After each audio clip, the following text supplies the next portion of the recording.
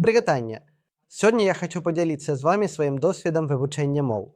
Мая родная мова непальская, і звычайна непальцы ведаюць 4 мовы. Непальская мова, хінді.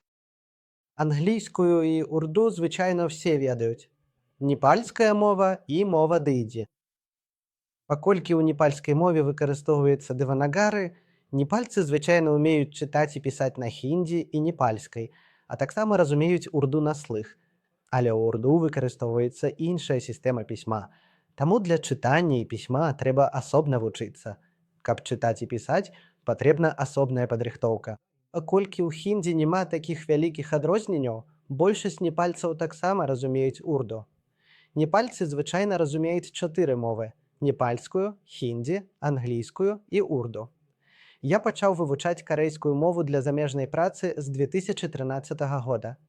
Я пачаў вывучаць карэйскую мову ў моўным кампусе пад Трыбхуванскім універсітэтам Непала. Я вучыўся ў сусветным моўным кампусе каля 4 годаў і пасля гэтага некаторы час. Я выкладаў мову студэнтам, якія рыхтаваліся до экзамену ў межах сістэмы дазволу на замежную працу. Пасля гэтага з 2015 па 2020 год я працаваў у паўднёвай Карэі па праграме дазволу на працу ЭПС. Потым, зноў жа, з 2024 года я пачаў вывучаць японскую мову ў сусветным моўным кампусе. Курс доўжыцца 6 месяцаў, і я пасля таго, як я скончыў 6-месячнае вывучэнне японскай мовы, адначасова пачаў вывучаць і нямецкую мову, а яшчэ праз 6 месяцаў кітайскую. Такім чынам, гэтыя 3 мовы я вывучаю ў сусветным моўным кампусе з 2024 года. На мой погляд, самае галоўнае ў вывучэнні моў гэта прысвячаць гэтаму вельмі шмат часу. У параўнанні з іншымі прадметамі вывучэнне мовы патрабуе значна больш часу, ці не так? Замест таго, каб толькі чытаць кнігі, трэба трэніраваць усе 4 навыкі, звязаныя з вывучэннем мовы: слухання, маўлення, пісьмо і чытанне. Пры гэтым мне здаецца, што самае галоўнае гэта слуханне, бо людзі таксама вучацца роднай мове натуральным чынам. Школы, універсітэты, усё гэта ёсць, але мову мы вучым яшчэ з уласнай вёскі, грамадства, сям'і. І перш за ўсё мы вельмі шмат слухаем. Тое, што мы пачулі, мы пачынаем гаварыць, а паступова, калі ідзём у школу ці каледж, мы вучымся чытаць і пісаць на гэтай мове і ўдасканальваем яе. Такім жа чынам, калі мы хочам вывучыць іншую мову, перш за ўсё трэба слухаць. Мне здаецца, што гэта самае галоўнае. Спачатку слухаць гэтую мову, а потым практыкавацца ў гаворцы. Пасля гэтага, калі мы пачынаем чытаць і пісаць, так як мы натуральна вучымся роднай мове, гэтак жа калі мы вывучаем іншую мову такім чынам, мы можам лёгка авалодаць ёй. Браць заняткі гэта, вядома, таксама важна, каб удасканальвацца, і фізічныя заняткі таксама патрэбныя. Але калі гаварыць пра самае галоўнае ў навучанні, то гэта як мага больш слухаць і практыкавацца ў гаворцы, а ўжо потым чытаць і пісаць. Тады мы можам лёгка вывучаць мову. Звычайная памылка ў вывучэнні мовы гэта вывучаць яе так, як вывучаюць іншыя прадметы.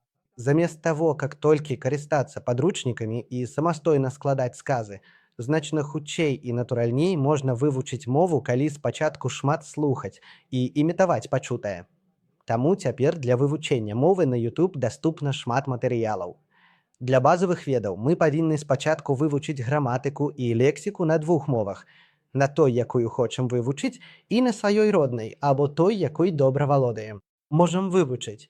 На пачатковым этапе найбольш падыходзяць матэрыялы, дзе выкарыстоўваецца 2 мовы.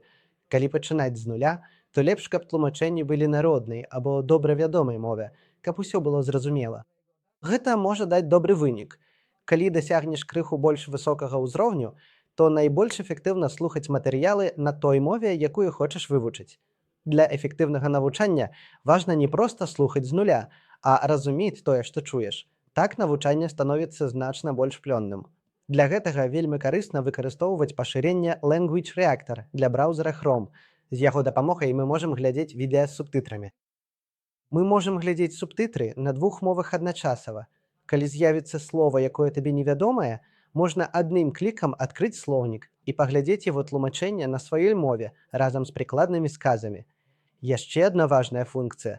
Можна спампаць транскрыпцыю любога відэа ў фармаце PDF на 2 мовах і раздрукаваць яе, каб такім чынам Гэта вельмі карысная функцыя, каб разумець і вывучаць словы, якія табе невядомыя па адным.